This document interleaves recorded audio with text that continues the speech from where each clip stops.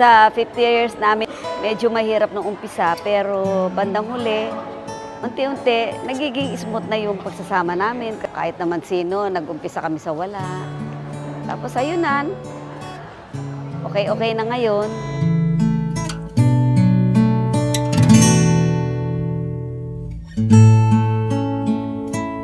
Yung nandun yung pagmamahalan, minsan nagkakainisan pero nandun pa rin. Saka yung bigayan. Minsan may nagagawa akong pagkakamali, napapatawad niya ako. Kasi nandun nga yung pagmamahal eh. Saka yung unang-unang sa lahat yung pag-aalaga niya sa akin. Number 1 yun. Kawat ako nakatagpo, nag-usapan ating puso, nagkasundong magsama habang. Napaka-blessed natin na umabot tayo sa ganitong 50th anniversary. Salamat sa 50 taong pagmamahal, pag-aalaga, at pangunawa sa akin.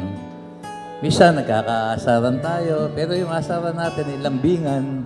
Kaya tayo umabot ng ganitong 50 taong pagsasama. Nagsumpaan sa may kapal, walang iwanan, taginito tagulan, haharapin bawat unos na magdaan.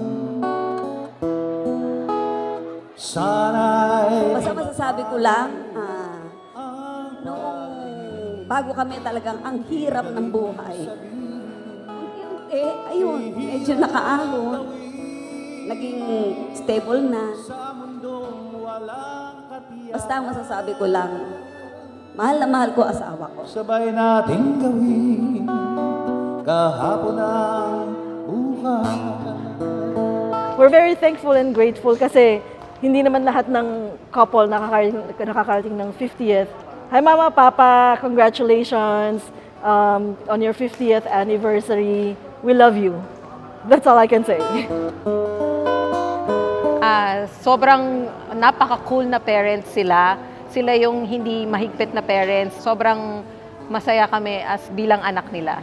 Kawat ako Papsi, sabi ko lang sa'yo, sa 50 years natin, hindi ako nagsisisi. Mahal na mahal kita, Papsi ko. iyakan niya.